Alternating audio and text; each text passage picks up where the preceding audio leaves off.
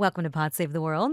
I'm Alyona Minkovski. And I'm Ben Rhodes. Hello, hello. Alona, Nice to be here good with to see you back again. in the chair, yeah. I love when Tommy has babies and goes on vacation. Yeah. Or his wife has the baby. Let me Yeah, be that's very true. clear about That's that. But yeah, he's a big part of it, obviously.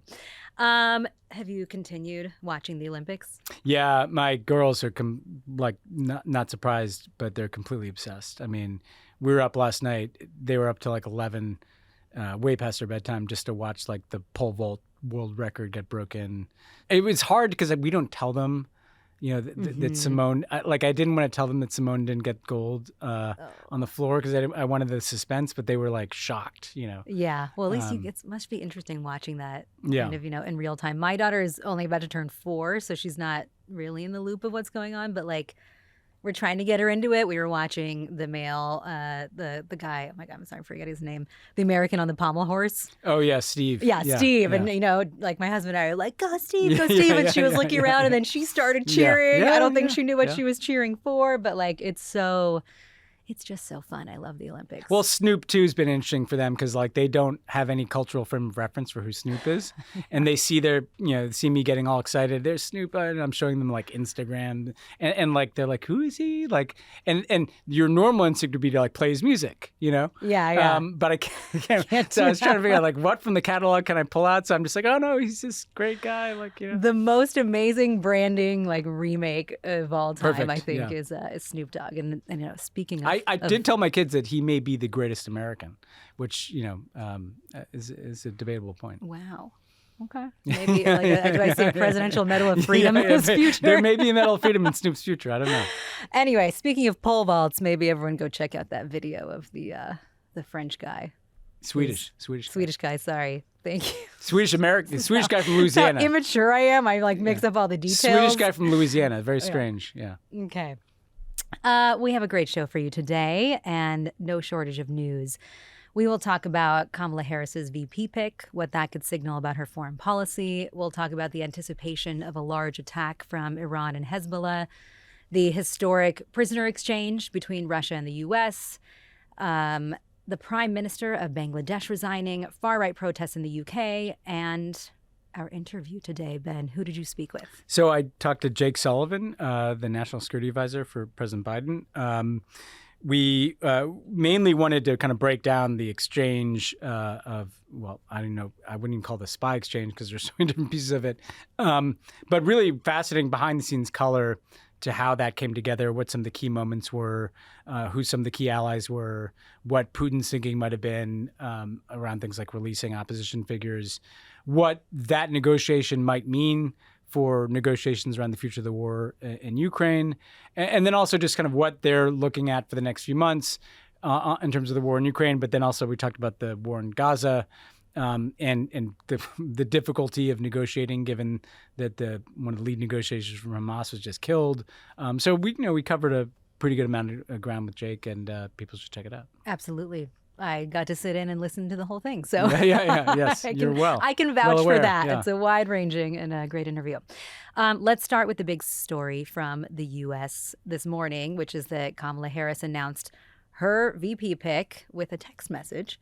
And it's Minnesota Governor Tim Walz. He is an Army National Guard veteran, a former teacher, a former football coach. He's got the Midwestern charm and the progressive bona fides. And he coined the weird angle that people seem to be picking up on against Trump and J.D. Vance.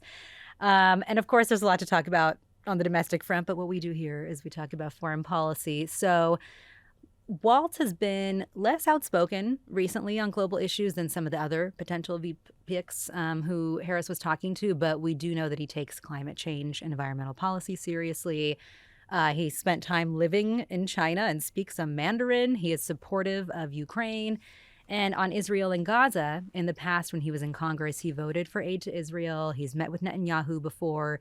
He voted for the Iran nuclear deal. And after October 7th, he condemned the attacks, flew the flag at half-mast, but also spoke about civilians in Gaza and said that the vast majority of Palestinians are not Hamas. Hamas does not represent the Palestinian people. He also has both supported students who said that they felt unsafe on campuses due to anti-Semitism and has called for strengthening Holocaust education in Minnesota schools. And at the same time, here's what he has said about the uncommitted movement. The situation in Gaza is intolerable. And I think trying to find a solution, a lasting two-state solution, certainly the president's move towards humanitarian aid and asking us to get to a ceasefire, that's what they're asking to be heard. And that's what they should be doing. We've gone through this before, and we know that now we make sure we've got 8 months. We start bringing these folks back in. We listen to what they're saying. That's a healthy thing that's happening here. That was, by the way, from an interview back in March that he did. So how do you, read into this choice? Does it at all signal to you what Kamala Harris's leanings might be when she's looking at a foreign policy going forward? I don't know, overread into it. I think a couple things stand out. I mean, one is, when someone is picking a nominee, a vice president, they're usually looking sometimes to patch a hole in their own politics or their own resume. So when Obama picked Biden, one of the things he was looking for is he knew that he was relatively young and had less experience on the national stage and dealing with foreign policy. So one of the reasons Biden was picked is that he'd been the chair of Foreign Relations Committee. He'd been around. I say that because it's clear, not that Tim Walz doesn't have experience, he does, but Kamala Harris is a deeply experienced person now. She's been vice president for 3.5 years. She's dealt with foreign leaders. So I don't think she was looking to patch some foreign policy or national security vulnerability. I think that does speak to kind of her confidence in talking to, people around her. This is someone who thinks she's running full stride on foreign policy, and so she's picking a partner for other reasons, That said, if you look at Tim Walz's record, he is experienced. He was in the House, so obviously you interact with foreign policy when you're there. When you're a governor, you deal with issues like climate change and trade and industrial policy, so he's dealt with it from that perspective. And yeah, if you look at his record, it's like the rest of his politics, it kind of shades progressive, right? He prioritized some, co-sponsored some bills in Congress that were really focused on human rights in China, which is more of a progressive perspective into the U.S.-China relationship, related to things like Hong Kong. He on Gaza, if you look at that uncommitted vote, some Democrats chose to ignore it, including Joe Biden. But I think his message is very in accord with hers, in the sense that we've talked about that she's been more outspoken about Palestinian civilian casualties, more kind of visceral in her language and expressing kind of horror at what is an intolerable situation. She's used that same word as him, intolerable, which is not a word you hear all Democrats using to describe the circumstances in Gaza. And so, yeah, in that way, I think he indicates, a foreign policy that is in the mainstream but shades progressive, and same thing on Gaza, that is kind of in the Democratic Party mainstream but shades to kind of a emphasis around Palestinians and the plight that they've gone through. But I at the same time, I don't know that you can overread into it. I'd say the thing that is exciting about the ticket and that also relates to foreign policy is it's just a new, these are two, this is a turning of the page.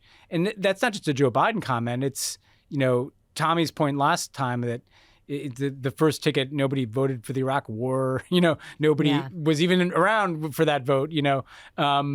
It just does feel like this ticket holds out that opportunity to kind of get beyond like a whole era of foreign policy debates and start fresh from a perspective of people that, seem like they're kind of in the right zeitgeist for where we're headed. Yeah, there isn't foreign policy baggage. They're not. Yeah, it's nice that he's not carrying any of that baggage.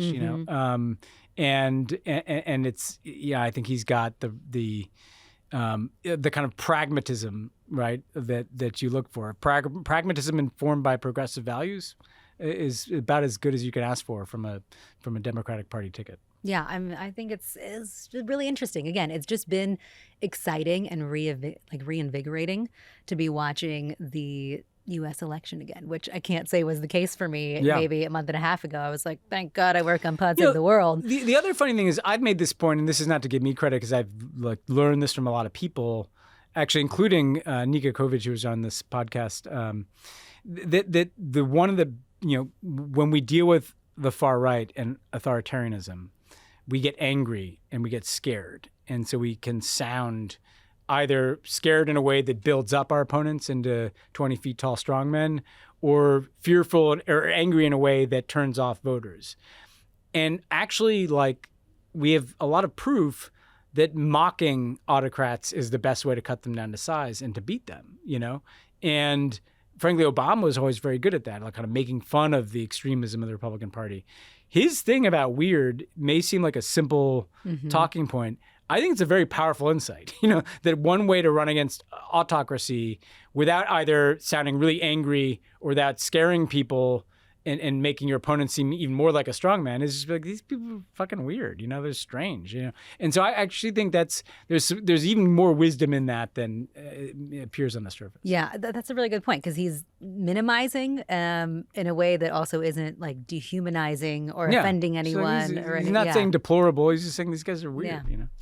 All right, let's go over the increasingly tense situation between Iran, Israel, Hezbollah. Basically, everyone has been on alert, waiting for things to escalate even further.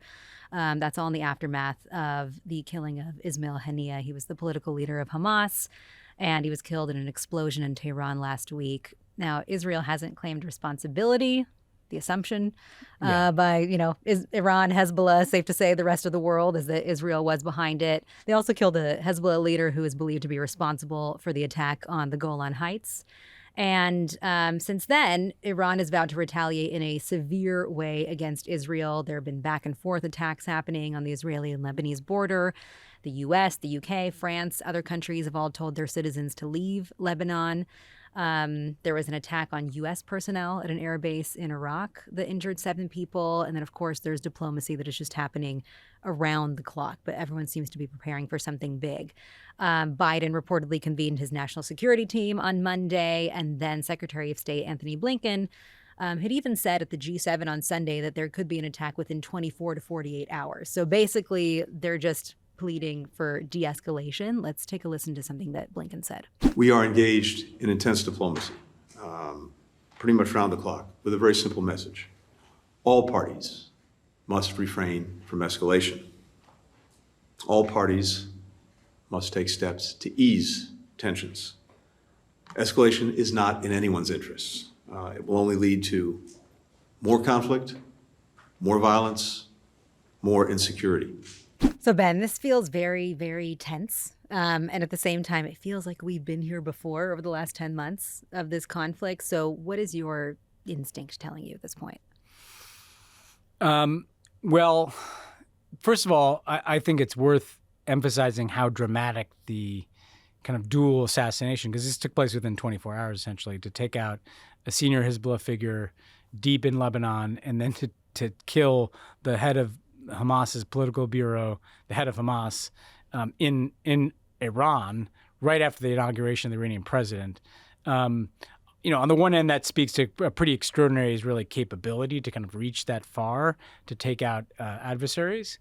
In Haniyeh's case, this is a guy who's been, you know, a leadership role in Hamas for decades. But also, you know, whatever you think about that, it's hugely provocative. You know, I mean, like, this is them saying, we are going to show that we will punch you in the face in your house, essentially, to the Iranians. And so the idea that there would be no response, there's going to be a response, you know. Now, the question is, sometimes that response can come, like we saw last time, within a period of days. You know, they launch a bunch of missiles at Israel. That may happen again. Sometimes with the Iranians, you know, weeks could go by and then there could be a terrorist attack somewhere, and that's the response. And so there are different ways this can go. The thing I'm sure of is that there will be a response, because if, you know, for them to do nothing, their whole ideology is that we can't tolerate this kind of vulnerability, this kind of sending a message that you can do this to us and there's nothing in return. So there'll be a response, but I think the nature of it is unclear. I think the other points I'd make are, look, this guy was, and I asked Jake about this, but Haniyeh was clearly the person in the negotiations around the ceasefire. So, you know, if you're killing the person who's at the table in the ceasefire, I just don't know how you get a ceasefire done in that scenario. I think I like Tony's on the same talking points, but like, this is the inherent tension of like, how can you negotiate the release of hostages while you're simultaneously killing all of the people across the negotiating table and demanding that as a condition of the ceasefire, essentially they admit that they're defeated and no longer exist. And so this is the problem is, do you want a ceasefire because you want a ceasefire, or are you insisting on some negotiation with people that have no incentive to make a deal, And so I think we're stuck in a limbo here where there's going to be this familiar risk of escalation so long as there's a war in Gaza. That's the thing that Tony's right about. But the problem is there's going to have to be a ceasefire perhaps without the kind of negotiated agreement.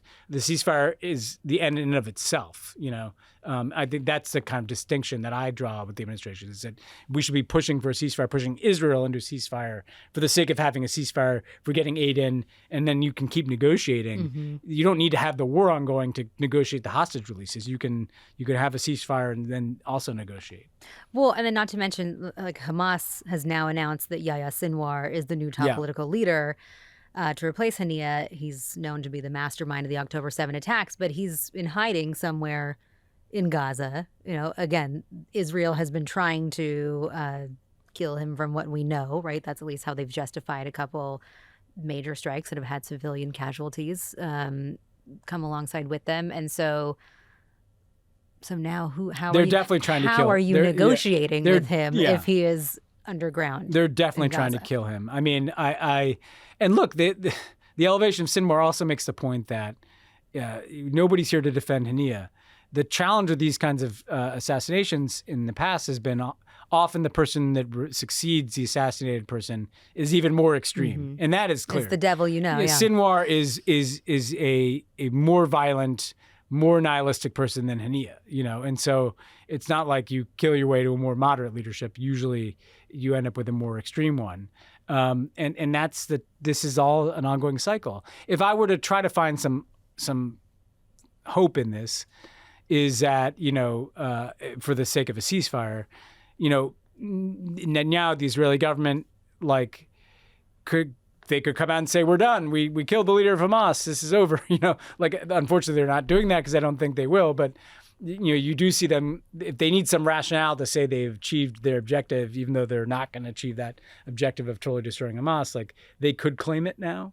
But nothing suggests. I mean, the point that Jake made to me at the end of the interview you heard, Alyona, and people should listen to this, is that really the two decision makers are Netanyahu and Sinwar, and that kind of, I don't trust either of those people to negotiate a ceasefire, and that's why I think the ceasefire should be the goal. It shouldn't have to run through those people, Yeah, well, and not to mention, of course, that there's 38,000 people now estimated to have been killed in Gaza, and the Israelis are showing that they are capable of targeted operations. Yes, that you didn't have to kill them with either of these guys with a 2,000-pound bomb. I mean, even the Lebanon one, which was a strike, was a fairly limited. I don't want to minimize that there were some civilian casualties, but it does show that there is a targeted capacity. And again, to people wondering, well, how could you have a ceasefire without Netanyahu and Sinwar? What I'm talking about is that this is why you would withdraw offensive military assistance. You say, this has just got to stop, which is different than a negotiated ceasefire. It's the U.S. saying the goal is a ceasefire, full stop. And that doesn't leave behind the hostages either, because there's still things that Hamas would want in a circumstance where there's not an ongoing war, but we'll see. It feels very tenuous. Something tells me by the time we record a podcast next, we'll have a lot more to respond to. Yeah. Okay, well, back to feeling like there is a month's worth of news in every single week. Yes. Speaking of that, yes. Last week, the biggest prisoner swap since the Cold War happened, with a total of 24 prisoners being exchanged. Russia released 16 prisoners, and those included the American journalists Evan Gershkovich and Alsu Kurmasheva, the former Marine Paul Whelan, as well as a number of Russian dissidents like Vladimir Kara-Murza, Ilya Yashin, and former Navalny staff members. In return, Russia got 8 people who had all been convicted of crimes in 5 different countries, like the U.S., Germany, Slovenia. And the one that's getting the most attention seems to have been the highest priority for the Kremlin is Vadim Krasikov. He is a former member of a special forces unit in the FSB. He was convicted in Germany of killing a Georgian citizen who had fought in the Chechen War and claimed asylum in Germany. Some of the other people have been convicted of crimes like money laundering, hacking, and being spies. There's, of course, the story that's been captivating people of the family that was posing as Argentinians living in Slovenia, and they had 2 young daughters who had no idea until they were on the plane back to Russia that they were even Russian. The literal plot of the Americans. Yes, exactly. But, this was the culmination of months and months of negotiations. I know you got some of the backstory from Jake Sullivan. But everyone from Roman Abramovich, the Russian oligarch, to members of Navalny's team played some part in the negotiations here based on reports. And, from a human perspective, this is obviously incredible news for the political prisoners, their loved ones. We have spoken to family and friends of Evan, of Alsu on this show. And so we're thrilled for them and send them our best. Ben, you and I have been texting about this a lot. I know we both have a lot of thoughts, but were you, first of all, just surprised at all by like the sheer size and scope of the exchange? Yeah, I mean, you had a sense something was building to a crescendo. I was surprised. The 2 things that surprised me were, one, just the Slovenian. I just love that the kids didn't know that it's literally out of the plot of the Americans, and it just kind of Germany. Nobody was surprised that was part of the deal, but just that many countries, that surprised me. But the thing that really surprised me, Alyona, was basically the emptying out of the most prominent, at least from a Western perspective, opposition members, right? Because I just didn't, Ilya Yashin, right, for instance, someone I followed for years, was a close colleague of both Boris Nemtsov and Alexei Navalny. And, I did a double take that he was on the list. Mm-hmm. And so I was surprised at how much the Russian opposition kind of joined what was otherwise kind of a spy prisoner exchange dynamic. And I'm still kind of unpacking my thoughts about that, because on the one hand, I was overjoyed to see some of those people out of prison. I've met some of those people. On the other hand, I saw Putin's own interest in it, right? Discredits them and makes them look like kind of their American agents in a way, because we negotiated their release, and it kind of further empties out Russia of any opposition. So it's good, but I was like, I'm not sure how to think about this, Yeah. And I mean, I think that's a very important point, right? Because even Navalny, one of the tragedies here, of course, is amazing, that by the way. Yeah, because when it first came out after he died that he was about to be exchanged, I was like, I dismissed that report. Yeah, It seems like it was true, Yeah, but it's tragic that he could have been part of this and he wasn't. But I think even just in trying to understand his psyche, right, of why he went back to Russia, or somebody like Yashin, who has been saying for a long time that he doesn't want to be part of a prisoner exchange, take older people, those who are sick before me, is Russian opposition figures understand that they're most effective when they are inside of Russia, and so this is it's a double-edged sword, like you said. Like, it's great on a human level that they're not there dying in prison, but otherwise every opposition figure has been killed or jailed or exiled. Yeah. And so when they're outside of the Russian borders, they can't make a difference from within, and they can write every op-ed they want. Yeah. They can have media companies that broadcast to the rest of the world, and that obviously people within Russia are listening to. Yeah. But it's just not the same, and I think just for me, like, paints a darker and darker picture of how and when does this end for Russia, because Putin is just kind of closing the door even further to make it more of an isolated country that way. And the people like because that generation that Ilya Yashin I associate with kind of the 2011 protests when Navalny was, mm-hmm. cresting. And it does feel like he's just grinded down that opposition. Nemtsov's dead, Navalny's dead, a lot of people are exiled. The Navalny, it made me think, we'll never know exactly how Navalny died. But man, it feels like he was killed, if they wanted to exchange him, they would have been trying to keep him alive, and it may have been that they weren't comfortable with him. He was the one person that even if he was abroad, he might have been too high profile for Putin, but we'll never know. Yeah, I think that's a good point. That said, there are other people in Russian prisons, right? Like this does not mean like you mentioned, maybe some of these are some of the names that are the most well known in the West. But there are lots of people who are still in Russian prison, and so it's not like every opposition figure is free. And that's why I chose those words, because there are thousands of Russians who are in prison for political offenses of one sort or another. But these are the people that I think are probably most well known in like Washington. Yeah. And just my one note on the family. Sorry. Oh, we had to talk about the family. Is that the kids looked a little confused, and Putin greeted them in Spanish. Oh, he said "Buenas noches" when they landed that night. Yes, because they've been raised speaking Spanish with their family. Raised Catholic, thinking that they were Argentinian this whole time.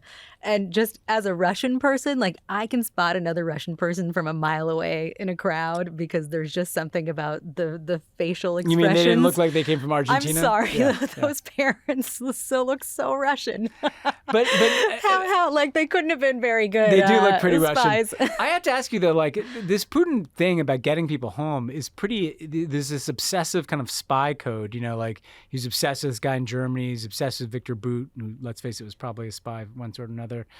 These illegals, he's talking. He looked downright human, greeting these children. Like, what is this like a? What do you think the Russian vibe is about Putin's obsession with the security services?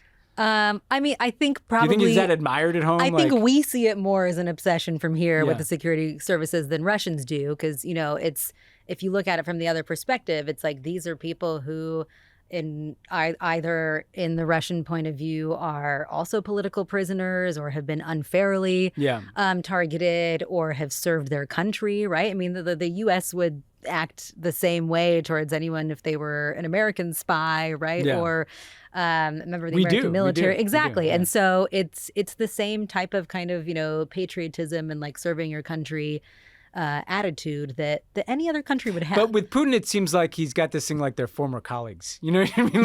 Like you know what I mean? Like he's one of them. Do you like think there's the secret handshake? The illegals. Like he was training them in the ring 30 years ago or something.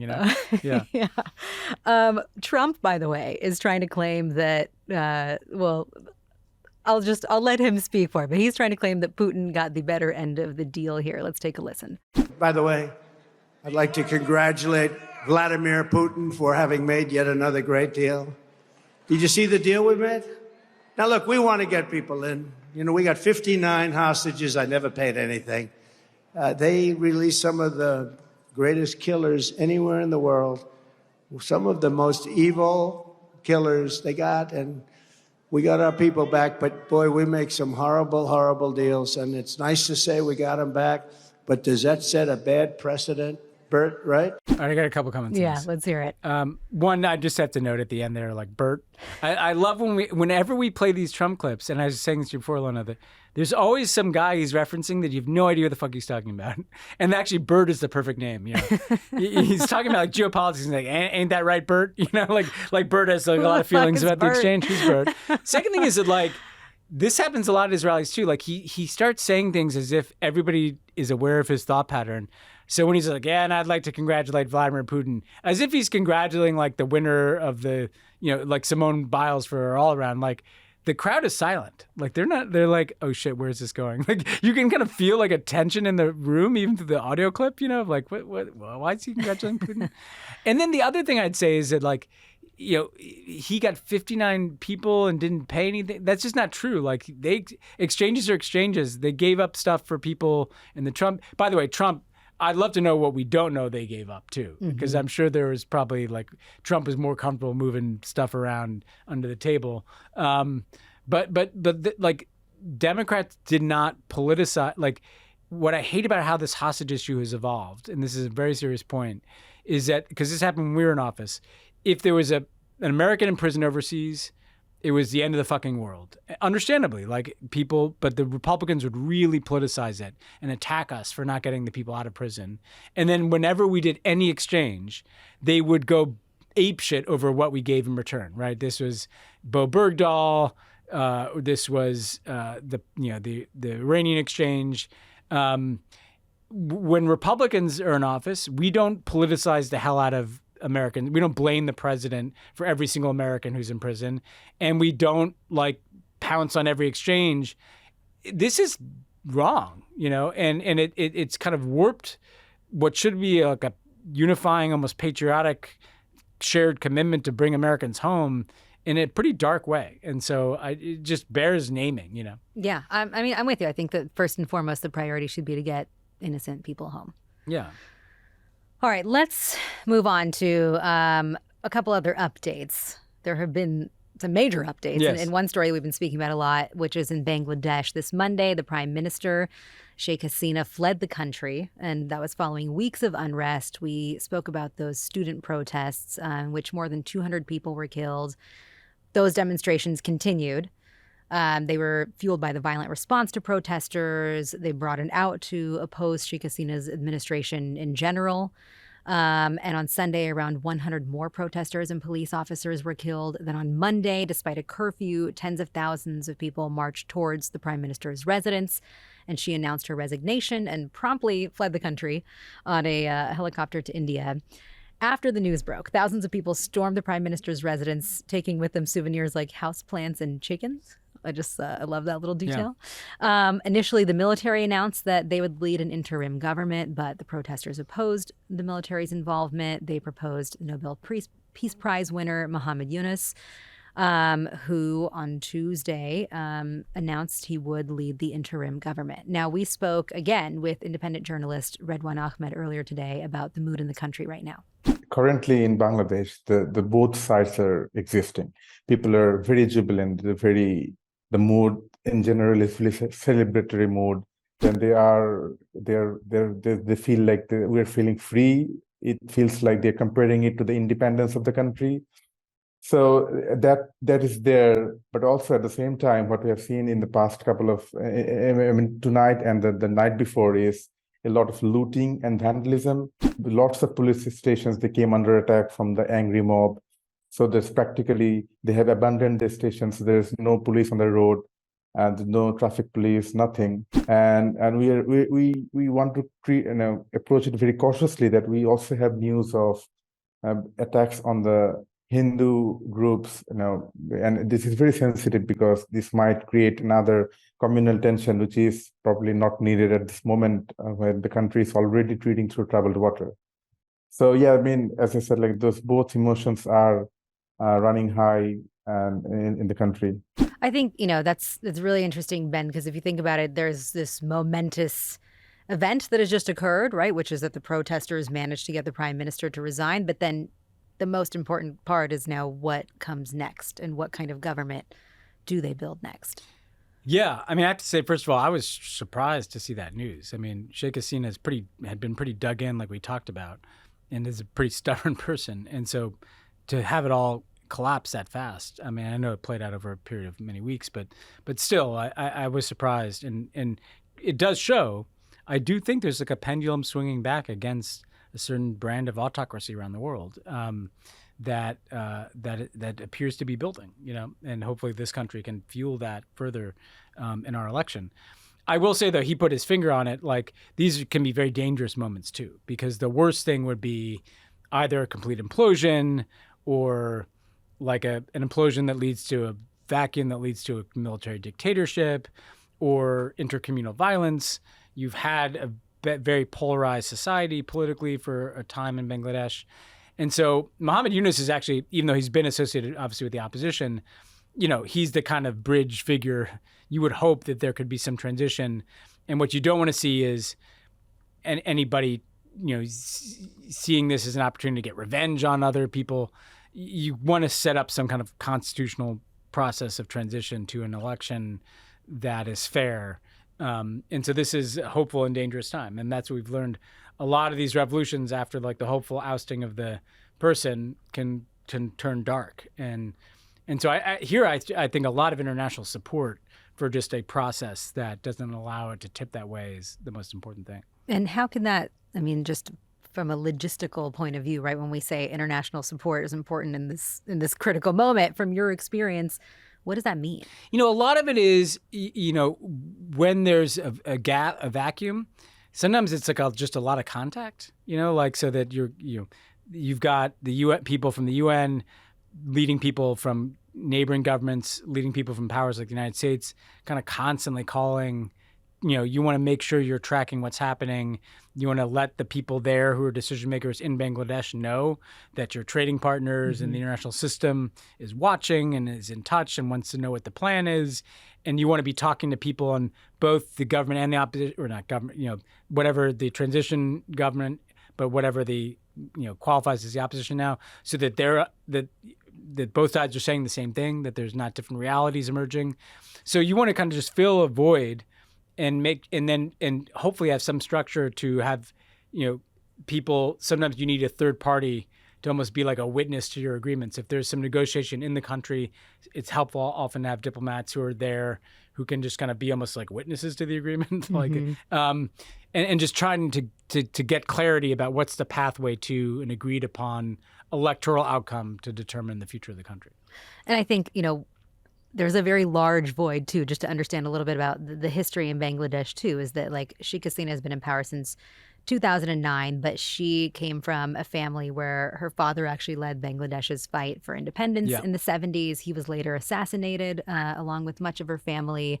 She was in exile, then returned, then led an opposition uprising against military rule. So she is somebody who has just been in the political system in Bangladesh for such a long time, and same with the other people who've been in power in the other times. It's a couple of families, basically. Yeah. So just to say that it's very complicated, right? Because when power has been so kind of centralized and solidified just between two big families. Because it's also probably been a bunch of patronage networks, and so the opportunity of this is to move beyond all of that, but you're moving into a big unknown, and that's where a guy like Yunus can be useful, because he's well known internationally, he's well known domestically, he probably doesn't have long-term ambitions to rule the country, and so that's what we're missing in a place like Egypt, where the military filled the gap. You want someone like that to just be a bridge, not to take a Joe Biden line. But. Right. And in that note, I want to update Venezuela's we could election. use a bridge in Venezuela. Yes, which we spoke about last week. So the opposition, which was led by presidential candidate Edmundo Gonzalez, has tallied its own results, and they have shown a decisive victory for Gonzalez at 67% to 30%. Washington Post analysis corroborated those results, calculating that Gonzalez likely leads by millions of votes. Maduro, of course, is still not going anywhere. Yeah. But it's just what happens? We're still here in this very weird limbo and in between phase a week after we spoke about it on last week's show. Do you see this progressing at all? Not right now. I do think it's useful to, because as we talked about in our interview last week, this isn't just opposition numbers. They have data to back it up, because there's a kind of a receipt type process to how the voting system works there. I think it's really important to kind of solidify the impression globally that Maduro lost this election, and so that's what should happen right now. Everybody coming out and saying, people should audit this, investigate it, and come out and say, yeah, we actually believe that not only Maduro he lost overwhelmingly. You're in this period of trying to legitimize the actual election results versus the kind of Trumpy Maduro claim that the election was stolen, or not stolen, but that he won the election. He's the one trying to steal it in that way. And then, you've got to just try to keep an international coalition together around trying to negotiate some outcome. And frankly, I think leave open some pathway. You're still in a window where you want to leave a door open for Maduro to accept some exile.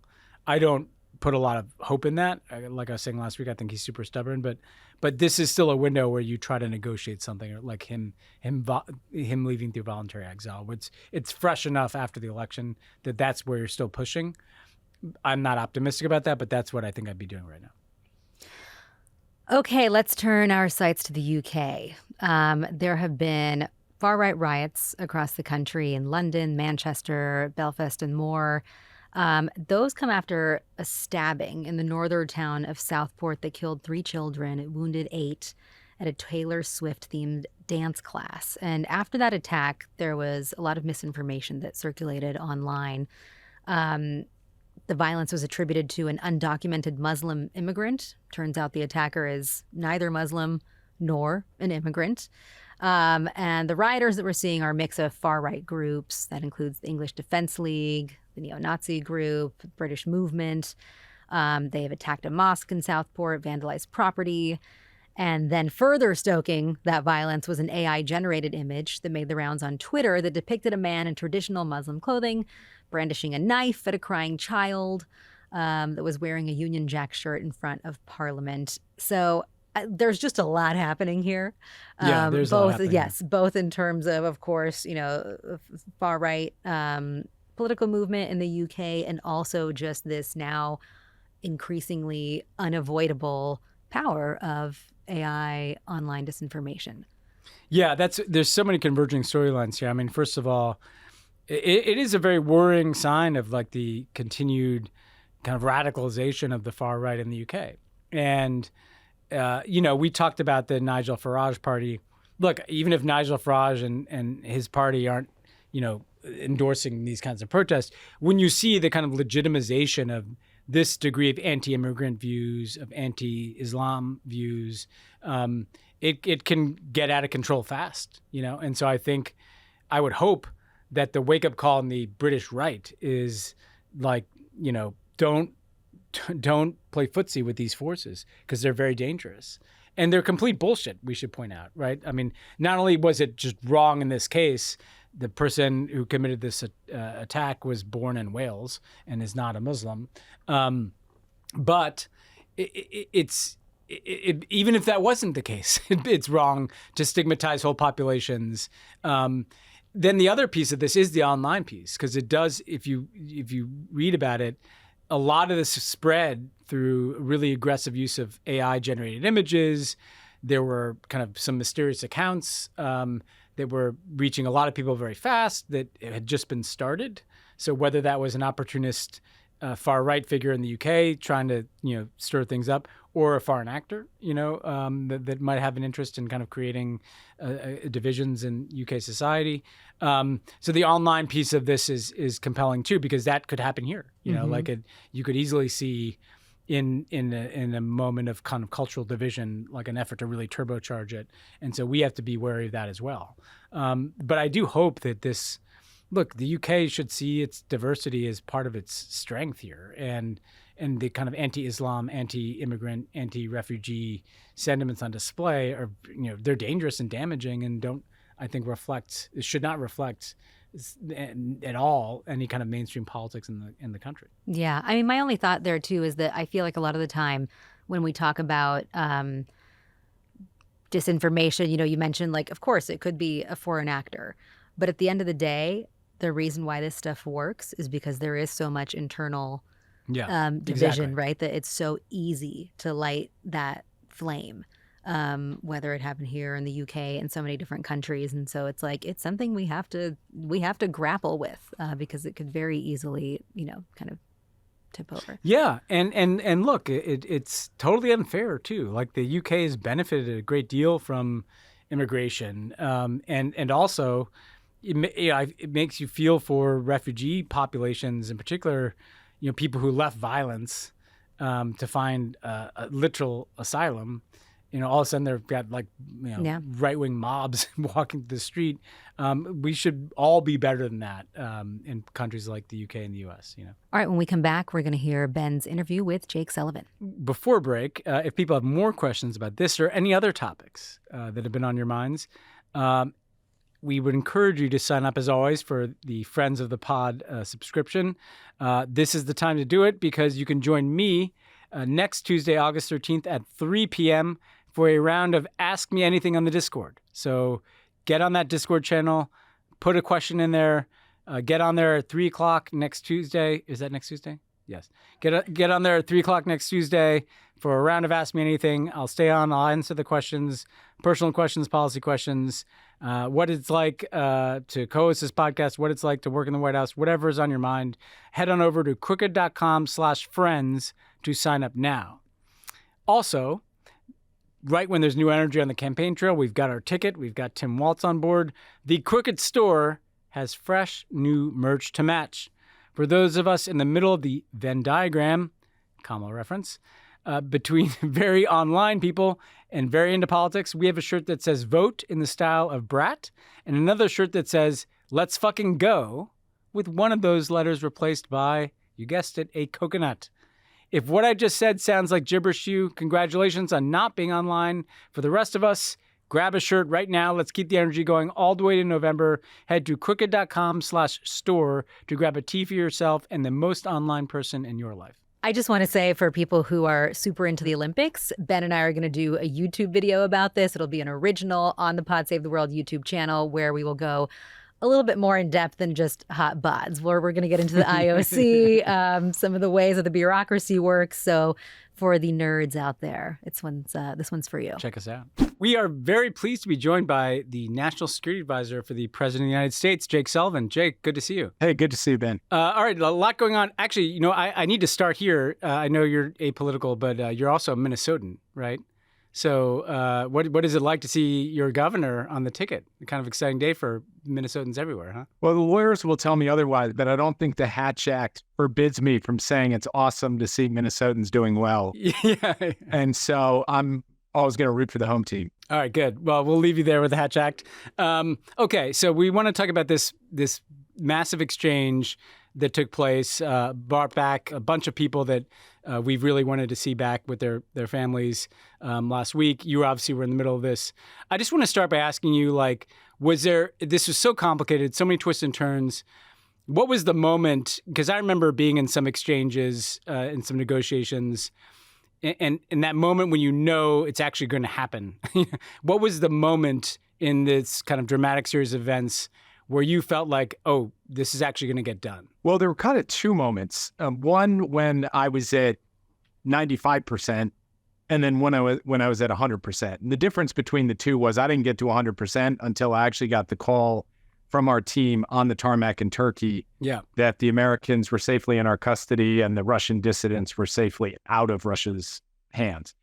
But the 95% confidence came actually on a Sunday afternoon in July when the president spoke with the Prime Minister of Slovenia, and the Prime Minister of Slovenia agreed to put the last piece of the puzzle in place, which were these two, what they call illegals, two people who were serving undercover for the Russian intelligence services in Slovenia that had been rolled up by the Slovenians.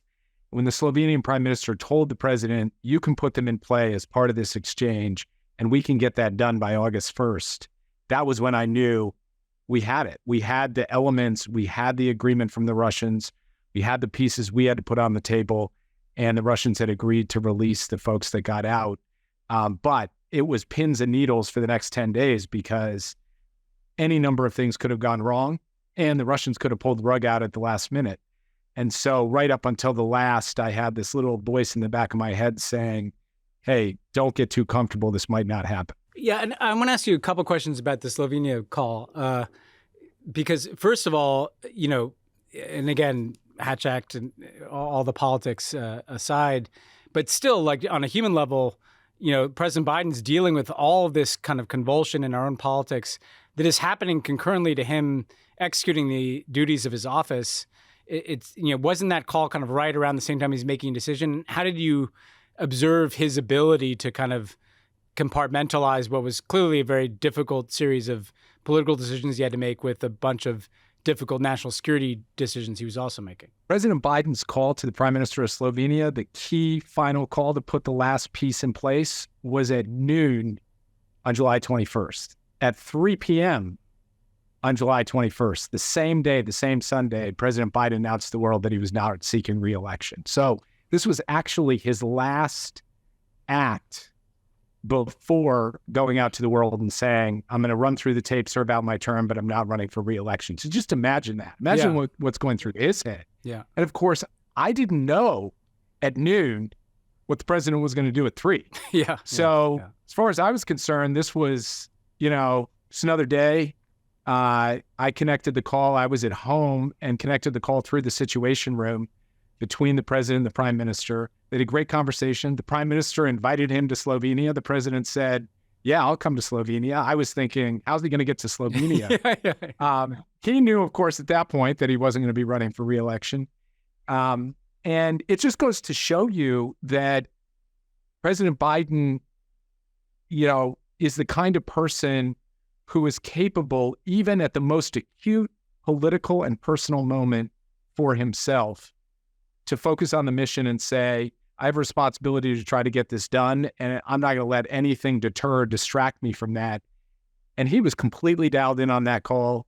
He made it happen, and then he went out and made a big announcement about his political future. But it was, to me, a real testament to the kind of president that Joe Biden is, that he could pull that off that Sunday. Must have been, just knowing you for a long time, and a roller coaster of a day for you, too. Yeah, it was pretty interesting. Yeah. I have to say, because I got off the call pretty elated. Like I said, that was my kind of 95% confidence level, as sure as you can be until it's actually done. I was like, holy cow, we've actually done this thing. We've got it.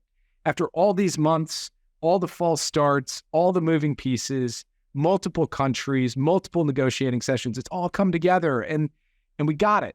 And then I get asked to join a call with senior staff, and all of a sudden it's like, okay, and the president's not running for re-election. So, of course, that's a big zig after the zag. But I was really proud of the president. I was proud that day. I was proud when he addressed the country. I'm proud of him today as he's trying to prevent an escalation of the conflict in the Middle East. This is a guy who's always put the country first, who has always thought to himself, what can I do to serve, even when it comes, at a personal cost to myself. That's what he was doing that day. That's what he's doing every day now. And in a way, it only kind of puts a bigger spring in my step, because I feel like I'm serving a guy who history will look at with incredible generosity, both because of what he's accomplished as president, but also because of the character that he's brought to the office. Well, while we're spreading some praise around, I want to talk about allies, which I'll almost say it. You don't have to say it. They're people in the other party that seem to not value NATO, not value alliances. Germany, Slovenia, they had to take some hard steps. I mean, Germany let someone who committed murder in Berlin leave their prison. Slovenia, had the achievement of rolling up these illegals, is vulnerable to Russian influence and Russian espionage, Russian influence in their politics. So it's a big step for them to let people go. And we're the ones who were getting our people back. Why do you think they did this? What does it say about the value of allies? Did we give them something in return? Like, what do we learn about those allies that helped us get this across the goal line? Well, we definitely gave them one thing in return, and that's respect. We actually treated them with decency, with partnership, with the sense that they mattered. That's what Joe Biden has done since his first day in office. A huge contrast to the previous president, and that kind of respect and willingness to build deep personal relationships with our fellow democratic allies in NATO, that pays dividends. It's not transactional. It's not like Joe Biden built a relationship with Olaf Scholz just to get to the day where he could make an ask about releasing this assassin from Germany. It's about a long-term investment, because having these allies serves the national security interests of the United States in ways big and small. And that's what played out here. And it's true. Norway, Poland, Slovenia, Germany, they all put something on the table to get this done. And they all did that out of respect for the United States, out of respect for the President of the United States, but also out of a view that it's not transactional for them either. It similarly is about their investment in their relationship with us, because they know we'll be there for them when the chips are down for them. And that's the kind of approach to our alliances and to a positive sum vision of American foreign policy that I think makes our country safer, makes our country stronger. And it's a vindication of the argument President Biden has been making over the course of the past 3 years. And it shows what you can get if you actually just step up and operate with the sense that allies are a benefit and not a burden. And I'd make one other point, Ben. Donald Trump made a real show of saying, I can get the allies to finally step up and do things for the United States. It'll be me. I'll get them to pay. When President Biden took office from President Trump, we had a total of 9 allies who were hitting their 2% of GDP contribution to NATO in terms of defense spending. At the NATO summit that President Biden hosted this year, the 75th anniversary, we were at 23 allies hitting that. And that is, to me, a testament to the fact that President Biden didn't just go around treating this thing like a protection racket and berate and belittle other countries. He worked with them. And that's generated greater contributions from those countries to our common defense. And it's also generated big moves like the ones those countries made on our behalf last week to get our people home. So the other thing that, you obviously took the approach to an exchange of just enlarging it until it could get done. It's like a math equation that has to get bigger to get done. The thing that was most interesting to me and surprising in a way was the inclusion of kind of Russian opposition figures. Now, this cuts both ways. We've kind of exhausted the conversation about, like, are you giving something away by, giving someone an incentive to grab people? This is a different one in that, on the one hand, I was relieved to see those people out of prisons where they could have, died like Alexei Navalny did. On the other hand, you heard, Ilya Yashin say, I don't want to leave Russia. I want to be there. I don't want to be in exile. How do we think about those? Are those people Putin wanted out because he wanted them just out of the country and he wanted to show that they were less than Russian and that they're gone and that they're kind of somehow corrupted because of the U.S. would want to see them out of prison? Was that something we were seeking their release, or was that Putin wanting to empty his prisons of prominent oppositionists? Well, we were seeking their release, and one of the people, they were on our list of requests for them to be able to get out because we didn't want to see them die in Russian prison like Navalny did. We wanted to see them be able to speak out and fight on behalf of their cause and their country. And Ilya Yashin, in fact, in that same press conference, made the point that he's intending to continue the fight, working with his fellow dissidents and political advocates and democracy advocates. And we felt that creating a circumstance where their lives over the long term would be saved and where they would have a space and a platform to do very important work was a contribution. And I will tell you, I stood in the Oval Office with President Biden when he got on the phone with Vladimir Kara-Murza. Yeah. And Vladimir Kara-Murza is well known to many of us. He was actually a fellow pallbearer with Joe Biden at John McCain's funeral, a real champion for human rights and universal values and democracy. So he gets on the phone with the president, and his wife and 2 of his 3 children were in the Oval Office as well.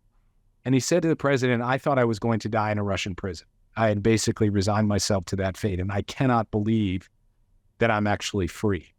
And I cannot thank you enough for both the human outcome of being reunited with my family, but the larger values-based outcome of being able to get back to the work that I love so much.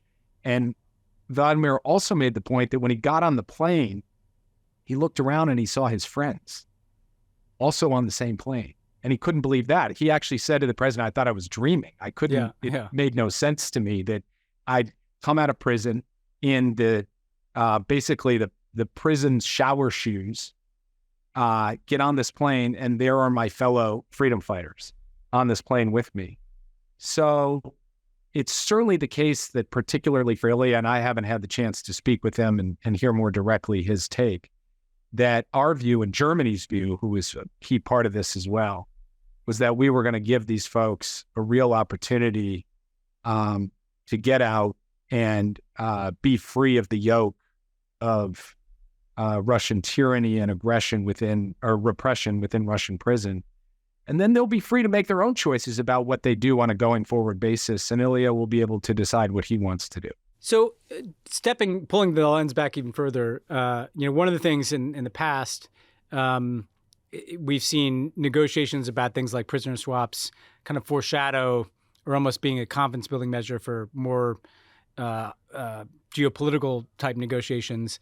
Obviously, the war in Ukraine is ongoing. I was struck by just the clear breadth of context that you all must continue to have with the Russians to pull something off this complicated. You've negotiated multiple now prisoner exchanges, Black Sea grain initiative, all manner of kind of quiet, I'm sure, lines of communication. What should we take from this about the possibility of seeing some transition into a negotiation that obviously would have to include the Ukrainians too, around the war in Ukraine itself? Does this build the confidence that at least each side can keep agreements? Are there personalities that you've learned about in these talks that might be useful if you enter into negotiation about the war in Ukraine itself? I mean, how do you see the interplay between the two? It's a great question. I will say that we do have confidence in our channels, in our ability to talk to counterparts on the other side who can actually speak with authority and deliver on what they say. And that's something real. It's real in the narrow sense that as we have to manage crises or potential escalation or instability or pass messages to one another, particularly authoritative messages, that we know we can do that. And that is a positive thing for us. When it comes to Ukraine and negotiations over the war in Ukraine, that's a more complicated question, largely because we were in the driver's seat with respect to this prisoner exchange. Ukraine has to be in the driver's seat when it comes to diplomacy with Russia over its own sovereignty and territorial integrity. And so I don't think there's a direct link between what we've just done and Ukraine diplomacy, because there's the key actor here, Ukraine, that's ultimately going to have to make its own decisions. But President Zelensky himself has said this war will end through diplomacy. So what we're trying to do is put Ukraine in the best possible position at the negotiating table when it chooses to go there. And when it chooses to go there, I do believe that we've learned some lessons based on our contacts with the Russians about how we can help facilitate a better sort of set of outcomes in that diplomacy. But I will also say this: it's one thing to negotiate a prisoner swap, and it's very transactional. It's another thing to negotiate a settlement to a war. And my level of confidence that Russia's going to come to that conversation in good faith is not particularly high at this point. So, we have to also restrain the extent to which we overdraw the lessons from this particular type of diplomacy to a different, much more complex form of diplomacy that would be involved in negotiations over the war. And now you've got, I just want to end with a couple of questions on, you've got, 6 months left that Joe Biden, or my math might not be perfect, but a few months left of the Biden. 5.5. 5, so yeah. You've got the countdown clock. And in a weird way, I have to imagine that as difficult as, his decision was, in a way, it sets a sense of like running through that tape, hopefully handing off the baton to Kamala Harris, which will have a certain amount of obvious continuity. But this is an account. You closed a big account. Now I want to end by asking about the two biggest accounts, right? So the war in Ukraine, where would you like to see that on January 20th? How do you want to be handing that off? Like what's on your kind of punch list for what would be a positive outcome? The war's not going to be over in January, barring a miracle. But where are you trying to get that in your handoff? Well, when we entered this year, 2024, my first order of business was to make sure that there was not a general collapse because of the failure of the United States and other countries to provide the necessary weapons and assistance to Ukraine. And we got the supplemental done. We are surging the capabilities to the front lines. We are helping Ukraine work to stabilize along that front line and avoid that collapse. So that's sort of step one. Step two is to build up Ukraine's capacity to continue to impose costs on Russia so that they see that continuing to try to fight this war of aggression in Ukraine is not going to achieve the results they hope to achieve. And then the next step is to help Ukraine be in the best possible position on the battlefield so it's in the best possible position at the negotiating table. Now, the Ukrainians will dictate the pace of those negotiations, and I can't predict what will happen before the election or before the end of President Biden's term and what will happen after. All I know is that we need to keep every single day, driving to create the best possible situation for them so that they are in a maximum position of strength to negotiate. And that's the baton I'd like to be able to pass on. Now, obviously, there is a significant difference in opinion over U.S. support for Ukraine between one candidate in this election and the other. And we are kind of looking at those contingencies, and I will leave it at that so I don't get myself in trouble. Yeah, no, I get it. And well, President Zelensky himself has said, November will bear a lot on the war in Ukraine. And then I want to ask you about Gaza. We've obviously, been a bit critical over the months. But you and I, we've had conversations. I don't want to litigate that though. I want to kind of look forward in terms of, clearly we're at a point where, I'm sure there are ongoing ceasefire negotiations. You're obviously, I'm sure you guys are working around the clock to try to avert an escalation in the region. But in the same kind of prism, where can this, what would be the place you would like to leave this? I'm not going to bring peace to the Middle East in a few months. But I will say that in that speech Netanyahu gave to Congress, one of the things that I found I was alarmed by is he previewed, you saw like kind of the senior Israeli officials saying he's going to give his plan for Gaza the day after in the speech. So I was like listening for that. And I didn't hear anything that I hadn't heard before, which is we will have open-ended administration. If we don't have security control over Gaza, it's not acceptable to us, which doesn't seem like the kind of, potential plan for Palestinian administration and consideration of even potential Arab boots on the ground there. So it seems like Netanyahu is still in a position of a kind of an open-ended control of Gaza. What do you want to see in terms of where Gaza could get to in terms of the next few months that you're still in the job?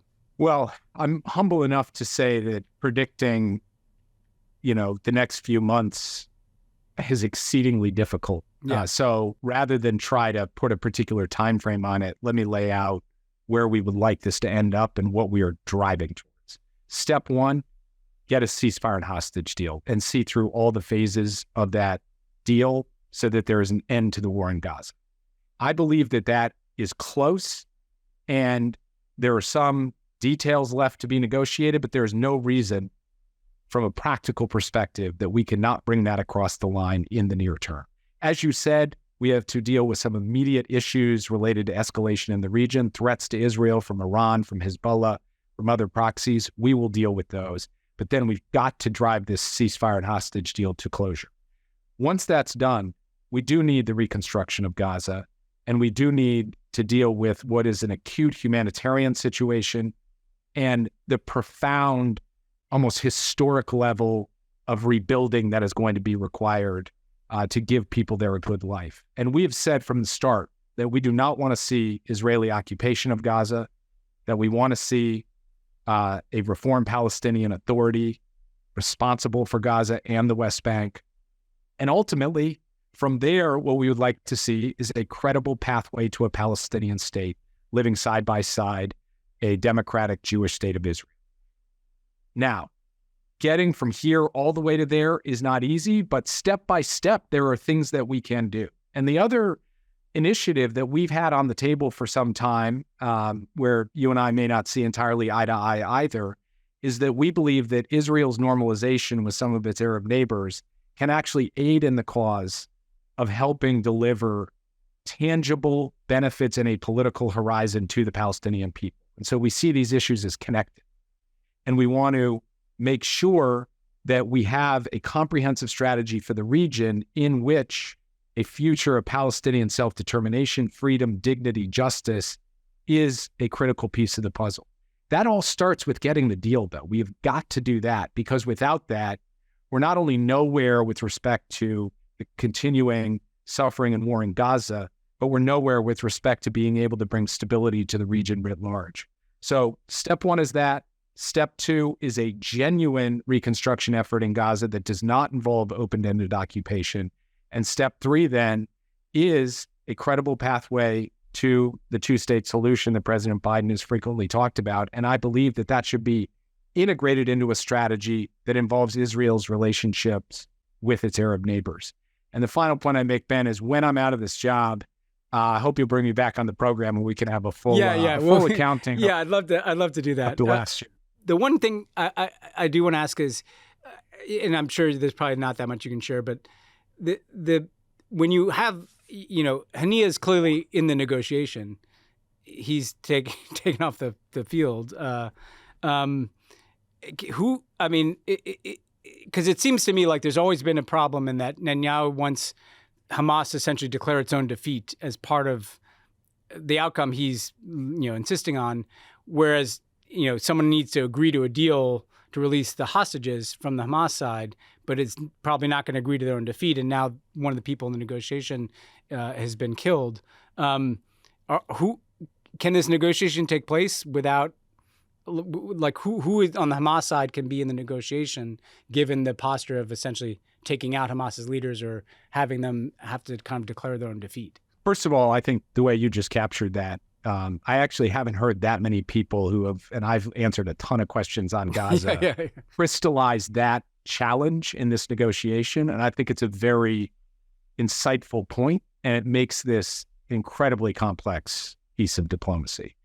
In terms of your direct question, though, I've been saying for some months now that there are two key decision makers, Bibi Netanyahu and Yahya Sinwar. Sinwar, yeah. And Sinwar ultimately, no matter who's in the chair across from the Qataris and the Egyptians negotiating, the decision maker is Sinwar. And actually just today, just in the last few hours, Hamas has come out with an announcement that Haniyeh's replacement as the head of the political office of Hamas will be Sinwar, who kind of will now unify the military and political wings.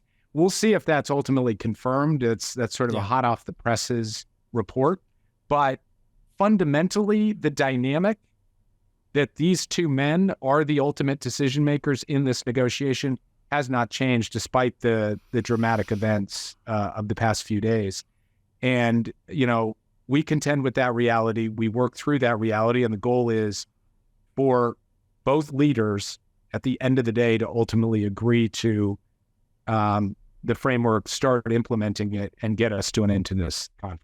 All right. Well, look, I know you're a busy man. You have to run. I will say, if you do come out here after, and we can have that long discussion, you have, IP is the name of the game out here. There's at least a movie, if not like a multi-season Netflix show in the hostage negotiation that you just concluded. Any notes for a screenplay that you're taking there?